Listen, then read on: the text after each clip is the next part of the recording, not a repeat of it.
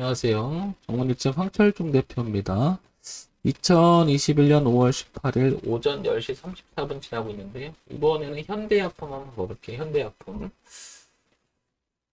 자, 현대약품을 보면요. 먼저 연봉을 통해서요. 연봉을 통해서 이 회사가 그동안 이 종목이 어떤 주가 흐름이 있었는지 한번 큰 그림을 통해서 한번 보도록 할게요. 이렇게 보게 되면 작년에 11,000원까지 고가를 갔었어요. 올해도 좀 오르다가 고가를 안착하지 못하고 좀 밀리는 경향이 있고요. 그 다음에 725원이었던 적도 있습니다. 이렇게. 편차가 좀 있었죠. 이렇게.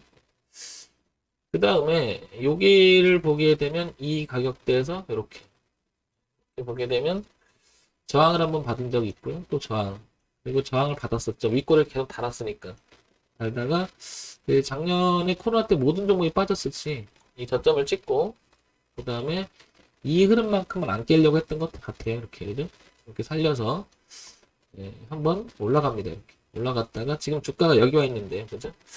여기가 이제 기술적으로 반등할 수 있을 만한 자리이긴 하죠. 여기가 이 자리가 이 부분을 연봉을 통해서 확인해 볼 수 있었고요. 그 다음에 여기를 보게 되면 가격대를 이렇게 보면 4,500원에서부터 6,000원까지 좀 범위가 있죠. 4,500원에서부터 6,000원까지 이렇게 지지 가격대가 좀 이렇게 분포가 널리 퍼져 있죠. 그래서 지금 7,000원인데 좀 더 밀리거나 이렇게 되면 여기 될 것 같고요. 그 다음에 여기는 지금 거래가 많은 자리이기도 해요. 이 가격대가 현재의 가격대가 위치를 봤을 때는 일단은 위치를 보게 되면은 전체 구도에서 이렇게 아랫부분 그 다음에 윗부분을 나눈다면 이 중간쯤에 지금 놓여 있고 위쪽에 좀 놀고 있는 거죠. 이렇게 갈 수도 있고 꺾을 수 있겠지만 어쨌든 전체적으로 오르면 눌림에 가까운 형태가 아니겠느냐 이렇게 보여져요. 현재는. 그래서 위치를 보는 이유도 그런 거죠. 월봉 한번 봐볼게요. 월봉을 보게 되면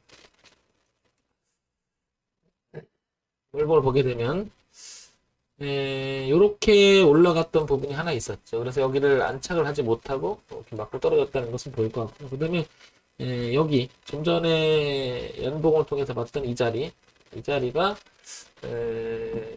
저항대가 형성돼 있었고 이렇게 저항대가 형성돼 있었고 이 자리를 교차하죠. 그리고 안착을 시켰잖아요.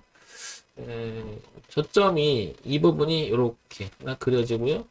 현재는 이렇게 그려지는 게 맞겠죠. 왜냐면 이렇게 그리는 것보단 이게 맞겠죠. 왜냐면 이 저항값이 이제 내려온다면 지지값으로 바뀌면서 튕겨나갈 수 있는 위치이긴 하니까 이렇게 한번 그려줄 수 있을 것 같아요. 그죠?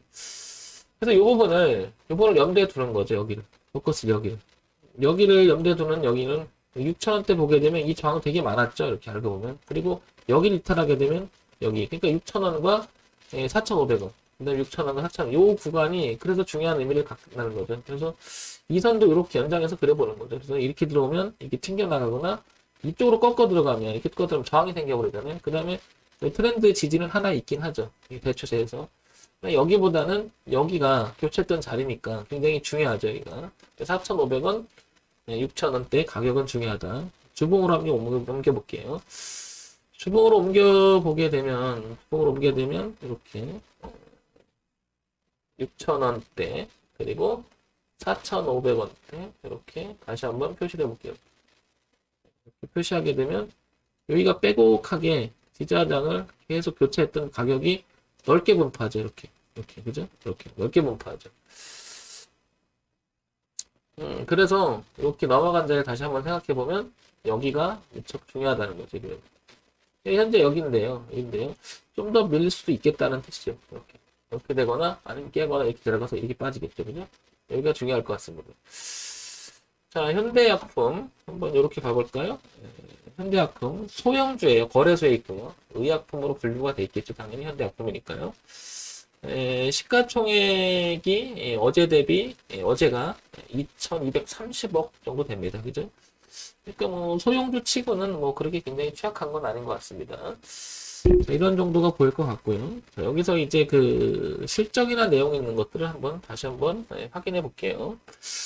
자, 현재 주가가 7,010원 정도 되죠? 그래서 분기 실적을 잠깐 보게 되면 작년 2020년에 그리고 올해 초까지 이어지는 이 부분 이렇게 연결되겠죠? 예, 이 부분. 그러니까 모든 종목이 이 저점을 찍고 갔잖아요. 거의 다 여기를. 모든 종목은 아니죠. 예, 대부분 이 종목이 3월달 당일 찍고 이렇게 반등을 할 때 얘도 상당히 많이 반등을 해줬어요. 그죠? 예, 반등을 해줬죠. 매출액 구조를 보게 되면은 안정적 구조를 좀 유지를 하는 것 같고요. 이렇게 그죠? 300억대 정도 이렇게 안정적으로 가져간 거고요. 영업이익을 보게 되면 그렇게 좋진 않아요. 전반기 좀 있다가 후반기 갈수록 그렇게 좋은 모습은 아닌 것 같고요. 그죠? 단기 순이익도 그렇게 좋은 모습은 아닌 것 같아요. 들쑥날쑥하죠. 자, 연간 실적 한번 볼게요. 연간 실적을 보게 되면 그냥 300억, 1300억대를 그냥 잘 유지가 되죠. 꾸준하다는 얘기죠. 그리고 영업이익도 그렇게 나빠 보이진 않습니다. 연간 실적을 보니까 전체는 괜찮은 것 같고 단기 수익도 괜찮은 것 같아요. 그죠? 근데 뭐 굉장히 뭐 폭발적인 건 아니고 유지는 잘 하고 있다. 그래서 소형주, 이거 소형주로 분류됐었나요? 아까? 소형주 치고는 양호하게 잘 흘러가고 있는 것 같습니다. 그런데 주가가 그런 면에서 보게 되면 이 반등도 의미는 있었겠죠. 근데 최근 올해 들어와서 힘을 발휘하지 못합니다. 그러면 이 실적이나 이런 부분들이 굉장히 뭐 개선되거나 이러지 못한다는 뜻이겠죠. 잘 모르겠으나 아마 그럴 가능성이 높다는 거죠. 자, 그 다음에 뉴스가 있는 점은 현대약품, 버물리, TBCF 오네요. 이거 이제 벌레 물림 치료제 이런 거 얘기죠. 이런 거. 그 광고 쭉 얘기가 나오고요. 그 다음에 뭐 오너 경영 회기 외 뭐 이런 추적 하나 나오죠. 이런 거는 뭐 특이할 수가 있으니까요. 그 다음에 이런 이야기 하나 나오고요. 보면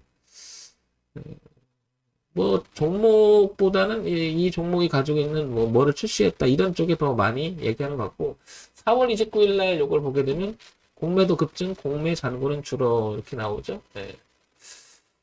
요번 뉴스가 하나 4월 달에만 나왔고요. 그죠? 그다음에 대단히 뭐 큰 이슈가 있거나 그렇지는 않은 것 같아요. 그죠? 고만고만하다는 얘기죠. 그러면 이런 내용을 토대로 현대약품 다시 한번 정리를 한번 해보도록 할게요. 자, 정리를 해보면, 먼저, 여기가 6,000원대, 여기가, 요렇게, 먼저 가까운데 이렇게 표시가 될까? 너무 두꺼우니까, 조금 줄여서 보게 되면, 이렇게. 이 부분이, 이렇게 지지하장을 교차하고 있음을 알 수 있죠. 그리고, 조금 더 뒤로 가면, 이렇게 약간 4,500원짜리 하나 있죠, 이렇게. 그리고, 여기도 그러게 되면, 6,000원대 이렇게 하나가 있는데, 여기를 가만히 보면, 월봉을 보게 되면 최근에 거래도 또 제일 많이 된 구역이에요. 이렇게 구역.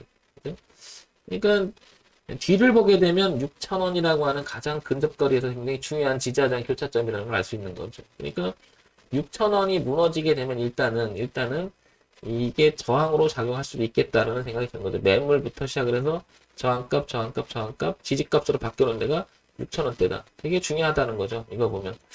6,000원이 신규 진입을 하거나 이 종목에 관심 있는 분들한테는 중요한 가격대라는 걸 여기서 알 수 있는 거죠.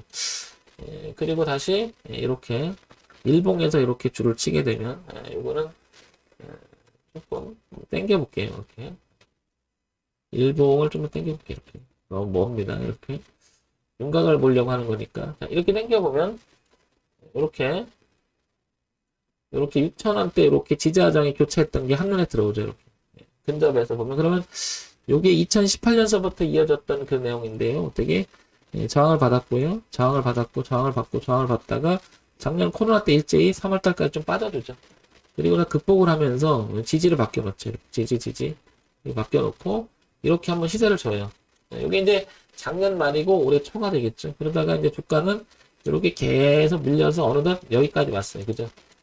그러니까 6,000원을 기준으로 하는 것은 매우 의미가 크죠. 그래서 이 부분을 뭐 실적이라든지 이런 부분들이 그 다음에 내용이라든지 이런 부분들이 뭐 안 좋은 얘기가 나오거나 그렇다 모르겠는데 뭐 이런 정도는 최소한 이 부분에서는 기술적 반등이 일어나지 않을까 싶은 거죠. 그러니까 여기가 무너지게 되면 이 뒤를 볼 수 있겠지만 여기는 지지하장 교체했던 자리를 2018년서부터 약 한 3년간 이어왔던 자리이기 때문에 여기는 쉽게 무너지지 않을 거라고 판단되는 거죠.